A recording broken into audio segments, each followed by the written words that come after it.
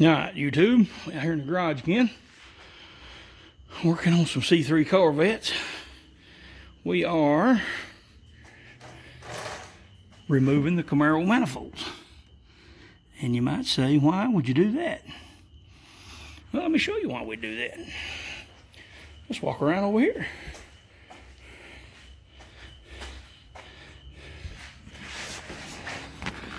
Look at there. One of the guys in the Corvette forum hooked me up, told me of a pair of Amazon headers that would work. They're just block hugger center dumps, and they work perfect. We got this side on. I haven't got the other side on. See, I got my radiator. Got all my hoses done. And got some parts ordered. I got my fan controller and hooked none of that up yet. Okay. Here is the header. This is the driver's side. And this is the driver's side exhaust manifold. See, it dumped in the back, which is right against the firewall, and I didn't like that. So he put a 5.3 truck motor in his car, and he said these fit perfect. So we got them. The kit come with exhaust gaskets, collectors, bolts, all the hardware. Here's a little trick. I don't know if you guys do. See that? That's how they come. They're sealed holes on each end, and you just take them and cut them like that. Then you can hang your headers.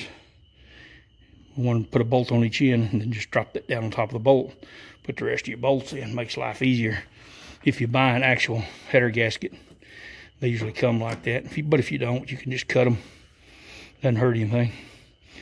And a lot of people want to know why headers. Well, if you look at the way this manifold's made, it ain't going to set up there.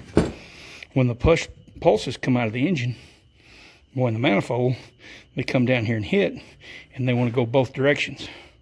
So your airflow comes down, spreads out. This one, it would just go like it's supposed to. But these three, they want to spread out. Maybe not this one so bad, being it's right over that. But it gets turbulence in here, and everything doesn't want to flow good. And these, they all flow straight together. And then if you look in there, there's all four tubes, and everything's headed the same direction right down the pipe. So everything flows a little smoother, give you a little more horsepower. Now the bad. Amazon sent these headers, and I couldn't get them bolted up. When I put the front and back bolt on the other side, cut my gasket, dropped it in there, went to try and put bolts in. Well, I put it in the hole, and goes right in the hole, but it won't start in the head. Of course, I had a bolt in this one already, one that I pulled out of the other manifolds. I'll get up here, and the bolt won't even go in the hole. Goes in this one. Won't go in that one. I'm like, well, the dang cheap headers, they're only 130 bucks. I thought, that's just screwed up. Goes in this hole. Won't go in this hole. So I'm thinking, what a piece of crap. What a piece of crap. So I get my manifolds out, and same thing. That hole. That hole. Uh-oh, won't go in that hole. Now what's the deal? Goes in that hole. It's the same holes on both the new and the old one. So, I don't know if you can see it. There's the old bolt from the manifold, and there's the new bolt that comes with the headers. They're different sizes. So, put these in there. Put these in there. No problem. These are too big to go in the hole in the head. Can you believe that? What a mess. Anyway, that's a little school on headers. These headers weren't, but I think they're 130, 135. They're stainless steel. All the welds look real good. Oh, I just dropped a bolt. That was smart, wasn't it? So they're welded around the top up here, but down there they're welded all the way around. So I think that'll do good. Now the 81, the 82, pulled the fuel tank off it, and it's full of goo. And back in the day, you just take that to a radiator shop, and they'll put it in their little hot tank overnight, and it'll be spotless. Well, I can't find a radiator shop nowhere. They're all friggin' closed. Not because of the COVID, because there's no business. Here's the sending unit out of it. This gas was so crappy that it eat the rubber, completely eat the rubber off of the fuel pump. And when I pulled it out, one of these wires was pulled loose. I don't think I did that pulling it out, but I could have. I wouldn't doubt it. And we got pretty rough with it trying to get it out, pulling the tank. So tonight we're gonna finish putting the manifold on this side. And then we're gonna pull the fuel tank out of this one. I have a new fuel tank, and it's in the house. I have a new fuel tank and a sender for this one. So we're gonna get it out tonight. Tomorrow I'll probably work on putting the sender in it, getting it all ready to go back together, and then next weekend we'll see if we can get it in there and get my fuel pump mounted, get her all ready to go. Anyway, we'll come back when we get a little done. All right, next day. We didn't get the gas tank out, but we got a bunch of other stuff done. I worked out here till about 1 o'clock this morning.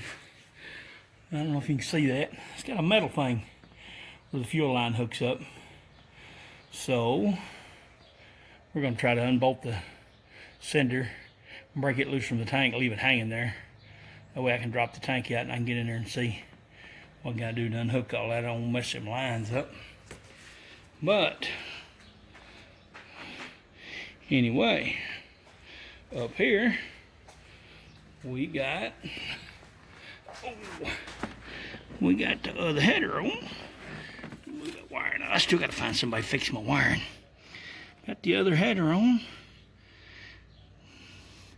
Got her all done up. Power steering control valve is on.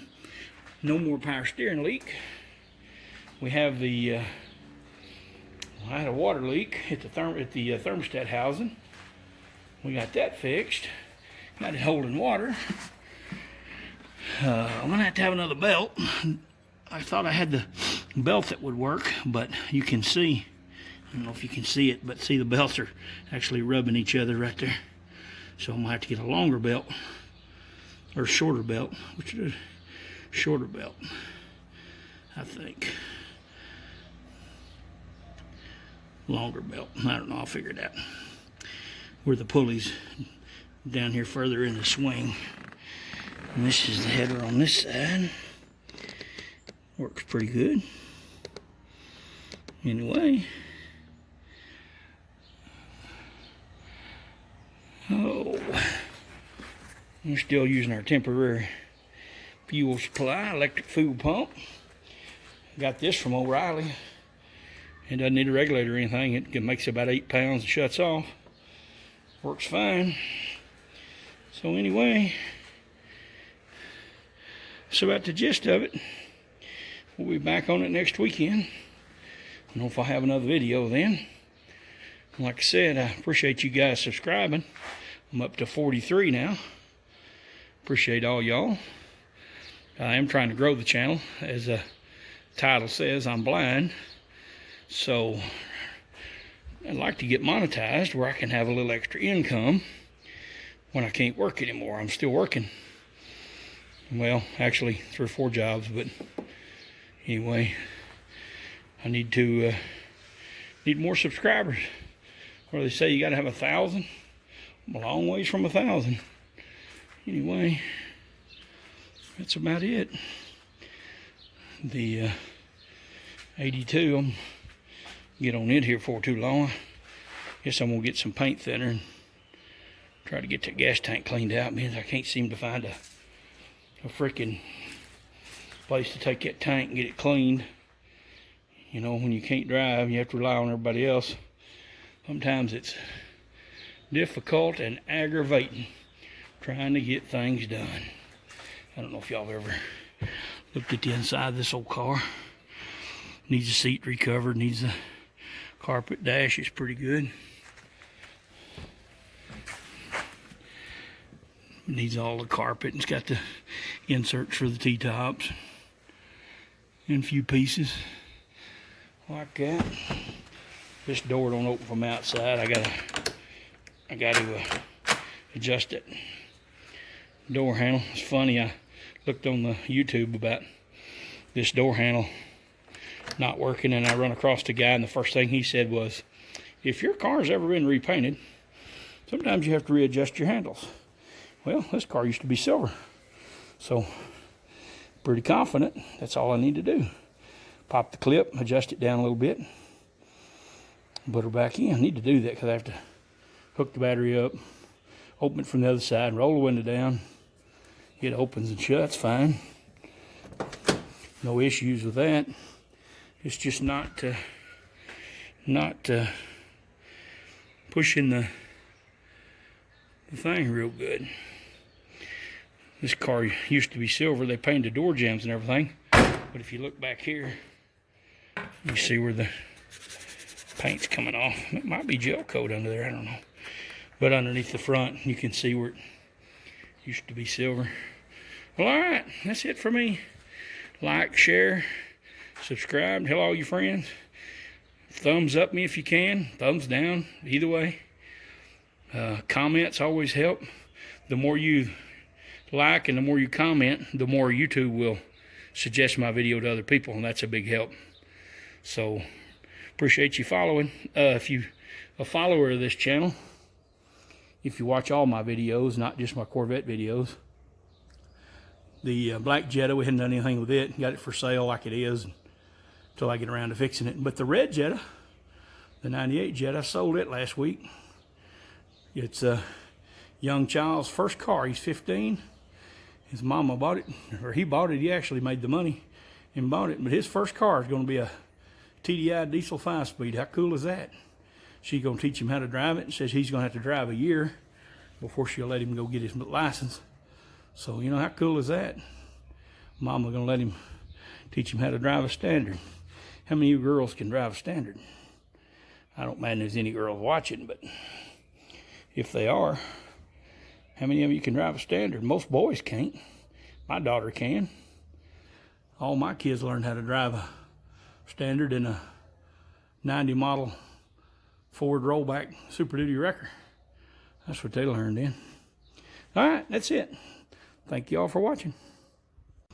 All right, if you hung around, we're going to light this baby. Y'all can hear what the old headers sound like. And if you clicked out early, you just miss out. There you go.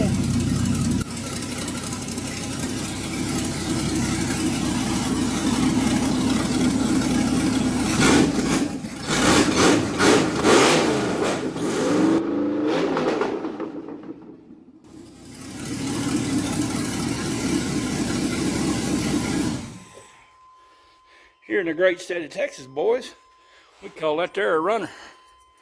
What do you think? All right. Thank y'all for watching again. I'm glad you stayed till the end.